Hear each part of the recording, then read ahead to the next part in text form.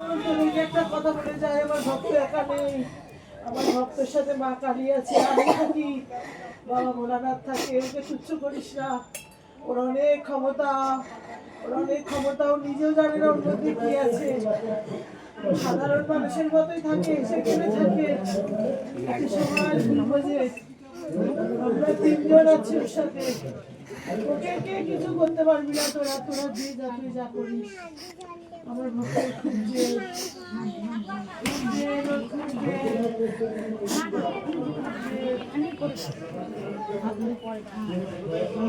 আছিস কাজজিলি, আমার চোখের সামনে কাজজিলি, আমি থাকতে পারছি না। আর কে আছিস? ওই নদীর ধারের থেকে কে আসছিস আমার কাছে? আয় সামনে আয়, যাও যাও। নদীর ধারের থেকে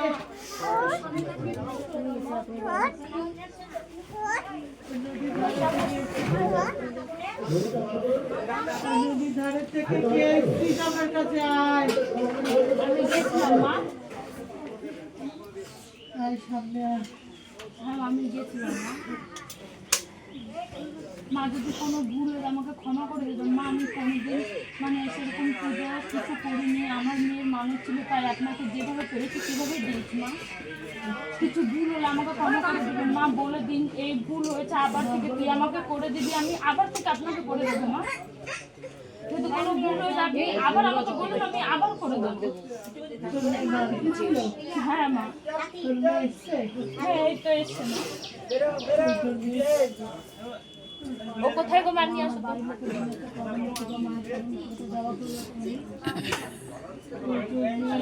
হ্যাঁ মা নিয়ে আসো। বয়স কত রে? মা এখন 2 বছর হয়নি মা, এই জুন মাসে 20 তারিখে 2 বছর হয়ে যাবে। তোর মনে যে কামনা করেছিলে ঠিক হয়েছে?